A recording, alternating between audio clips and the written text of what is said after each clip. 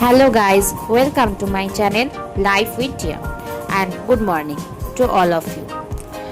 তো আজকে আমি শুরু করতে চলেছি একটা নতুন ভিডিও অ্যান্ড আমি আজকে শেয়ার করব আমার আজকে সারাদিনে কি করছি তারই ছোট ছোট মুমেন্ট।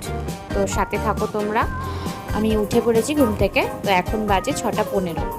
তো আমার স্নানও হয়ে গেছে, দেখতে পাচ্ছ চুল খোলা স্নান হয়ে গেছে। মনে হলো যে সকালে উঠে আজকে স্নানটা করে ফেললাম। তো এখন আমি বসবো হচ্ছে আমি যেহেতু শ্রী শ্রী অনুকূল ঠাকুরের দীক্ষিত, তো আমাদের সকালবেলা ঠাকুরের নাম নিতে হয়। তো ঠাকুরের নাম নিতে হয় একেবারে কর্মারম্ভে, প্রভাতে, মানে ঘুম থেকে ওঠার পরেই ঠাকুরের নাম নিয়ে দিনটা শুরু করতে হয়।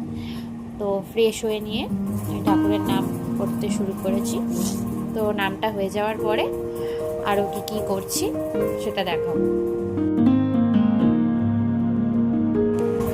আমাদের না ঠাকুরের নাম করার জন্য 1 টাকা, মানে 1 টাকা নয়, যে কোনো আর কি মূল্য দিয়ে ঠাকুরের নাম করতে হয় সকালে। তো সেটা আমি এখানেই রাখি।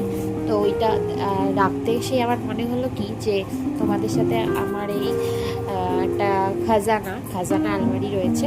তো ট্রেজার হান্ট রয়েছে আমার একটা আলমারি, যেখানে আমার ছোট থেকে বানানো মানে অনেক জিনিস নষ্ট হয়ে গেছে, অনেক হ্যান্ডিক্রাফট রয়েছে, এগুলো আমি এর মধ্যে রেখে দিয়েছি।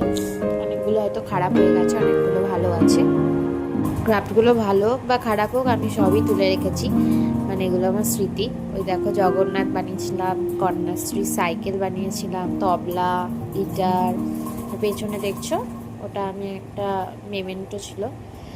তো এইসব ছোটোখাটো জিনিস বানিয়েছিলাম, সেগুলো এর ভেতরে আছে, আর কিছু পুরনো বই আছে। তো আর এই ওপরটা আমি একটা ছবি দিয়ে আটকে রেখেছি, মানে এখানে ছবি এঁকে যাতে বইগুলো না দেখা যায়, বাইরে থেকে ভিজিবল না হয়, এরকম জুগাড় ছোটোখাটো আমি করে থাকি। তো একদিন যদি সময় হয় তাহলে তোমাদের দেখাবো, তোমরা যদি চাও। গুডলুকে খাবার দিয়ে চলে এলাম আমি পাশের ঘরে, যেখানে গুডলু থাকে। তো আজকে গুডলু নেই এখানে। তো দেখো পাশে বাগান দেখা যায় আমাদের, আর ওই পারে রয়েছে পুকুর। তো একটু পড়তে বসবো ভাবছি, তো শুরু করতে হবে সবটাই আবার।